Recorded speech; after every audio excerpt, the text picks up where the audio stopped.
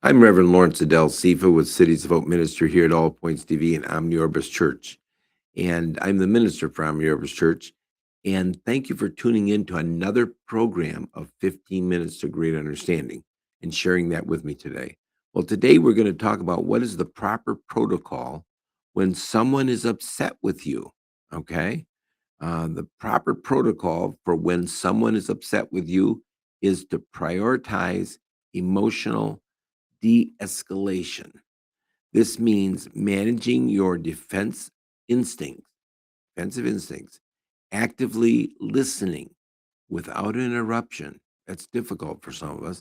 And validating their feelings before attempting to explain your own perspective or intentions.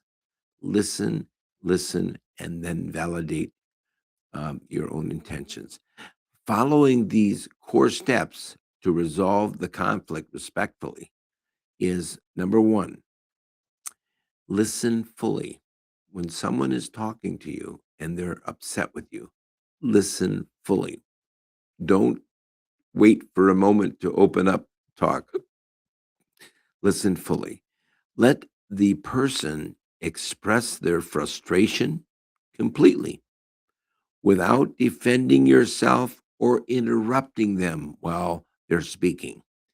Keep your body language open, calm, and non threatening.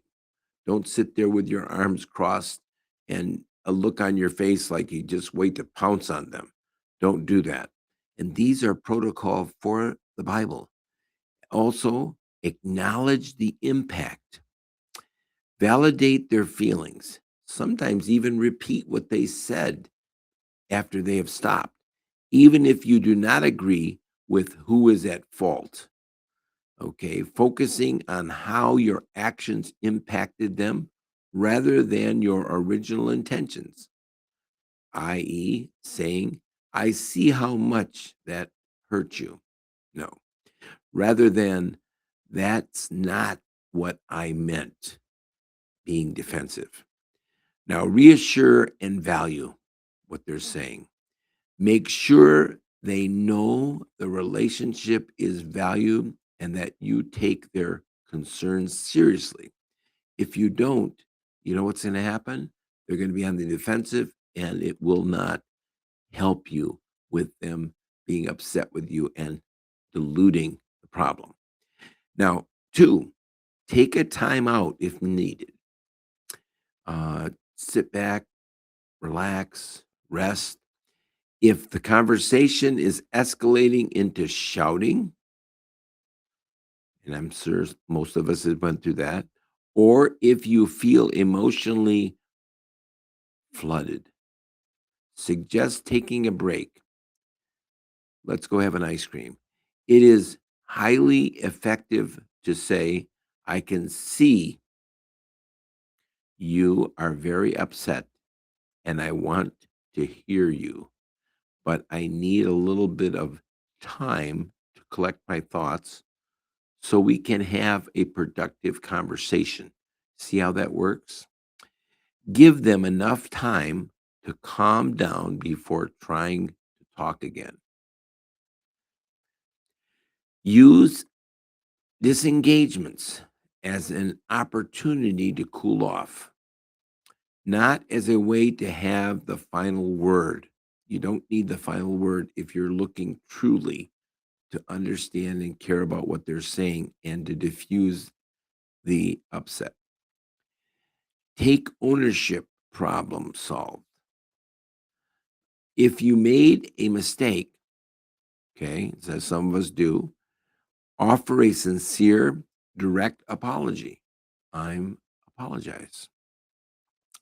Take responsibility for your actions rather than focusing solely on their actions. Also, ask collaborative questions like, what can we do to make this right? Ask them. Let them come up with the answer. Or how can we avoid the moving forward, this move forward? To shift a dynamic from arguing to a problem solving situation. For more of this, we have to understand what is your intention. Do you want to solve the problem, or do you just want to just argue and holler and scream? How do you deal with someone being mad at you? It's important to understand how to do that because you want to know what it's like. Um, Someone being mad at you, there's four things you can do. Number one of the toughest parts of being human is dealing with other being angry or disappointed in us. You might react by being angry back, people pleasing, or avoiding that person altogether. But no matter what you do, your brain likely keeps coming back to this person who's angry at you, and you end up feeling anxious, fearful, resentful, or drained. Have you ever had that happen to you? Why can't you just let it go? And what can you do to make it better? Is the good solution. Today is what we want to know. Introduction. When someone is upset with us, it's hard not to get dragged into their emotions and end up in a shouting match. You might get mad when your mom is mad at you, or father, or brother, or sister. Feel depressed when your partner is unhappy with you, or feel like poop because your boss criticized your work. You ever get that? The problem is trying our own happiness to whatever someone else is feeling. Now, because different people can have different moods throughout the day, you might end up feeling like you're on a roller coaster of emotions. If you allow their negative or positive feeling, and that's important to understand. What most people will tell you it's natural to get upset. No, it's not. When someone else is upset with you, but why is that? I mean, whether you think the other person's anger is justified or not, you'll still get upset. Doesn't seem right. When someone else is upset with us, it signals a part of our brain called the limbic system. This is the ancient biological system everyone has that looks for threats in the environment to help keep us safe. But the problem is that the limbic system can be a real drama queen and make you think a hangnail is cancer. It overemphasizes the negative and getting your brain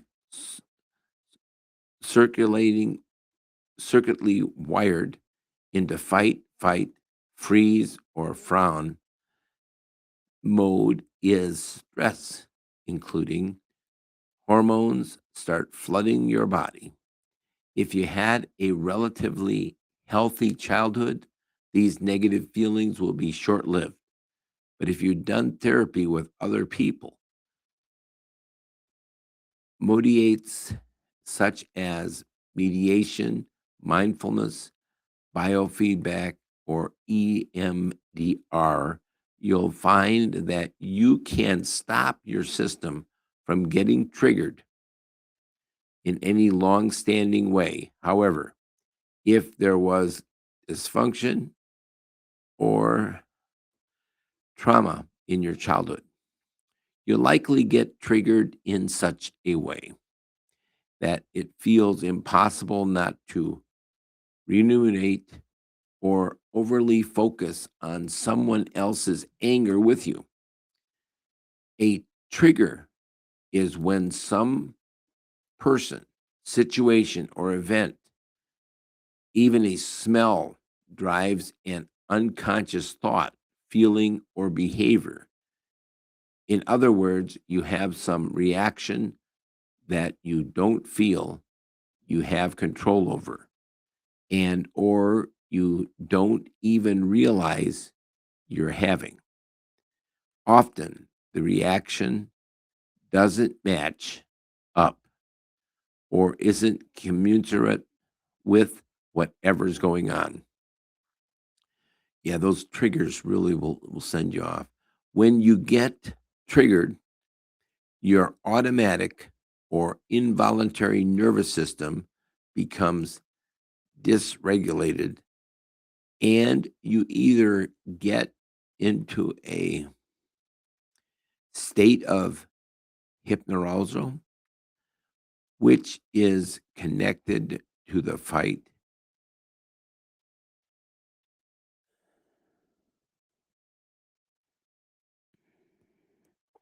and um, there's also something called the fawn fold response, which is also most often connected to hyperarousal.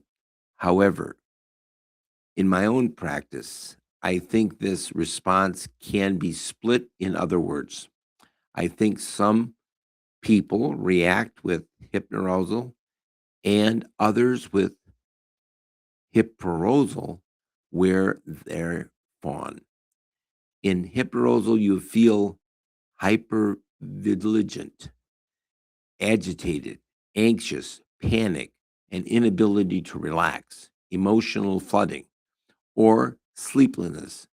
In hyperarousal, you'll experience symptoms like depression, brain fog, disconnection, disassociation, hopelessness, and being passive, overly complaint. Now, it is very important that you identify what normally happens to you when you're triggered, because the tools to use when you're in hyperarousal are different than you'd use if you often go into hyperarousal. So, four things you can do to feel better is one, acknowledge how they feel. That's important. Doesn't matter who's right or wrong. Two, it is to um, do nothing, just sit and listen. Sometimes with a female, listening is more important than adding and trying to solve a problem. In some cases, I would advise doing nothing when it comes to the other person. And three, work on loving detachment. Um, I've talked about the importance of loving detachment in detail.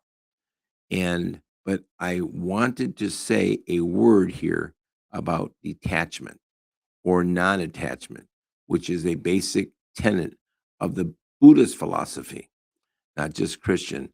Non attachment is the idea that we should let go of our attachment to things such as our thoughts, emotions, relationship, and material possessions. Although, please don't try to grab my Louis Vuitton bag. Non attachment doesn't mean you should avoid buying a great pair of shoes. Thank God. Now, generally, you practice non attachment through mindfulness practices. That's how you do that. Yes, that means letting go of control. That's what we need to do is let go of control. And four, option is me, them, we, lens. I learned about me, them, we lens many years ago from a Buddhist teacher. It goes like this in general. We see the word through a me lens. When things happen, we think about how we feel, not the other person, how we're affected. And we have our own story. We tell about it from our point of view, and we are the center of the story. So when we come from them lens, we try to think from the other person's point of view. We attempt to have empathy. Like my mom was raised with a lot of trauma, and she's doing the best with the resources she has.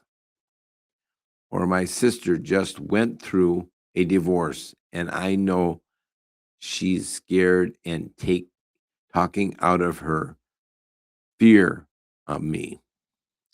So when we do this, we got to understand that resources for dealing with someone being mad at you, you got to be able to create boundaries. You want to have understanding and love and caring in the practice. And what do you do if control uh, is in your hands? You want to transform. Are you ready to transform every relationship in your life? Well, it's time to get you read on and understanding the truth, because the truth is what's going to make you free. Well, I wanted everyone to understand what it's like to have someone upset and what you should do. And the process is to show love and care and understanding. And thank you for tuning in to another program of I'm Reverend Lawrence Adele Sifa with Cities of Hope Ministry here at All Points TV and Omni Orbis Church. And this is a lesson in itself to help you with arguments when people are upset with you.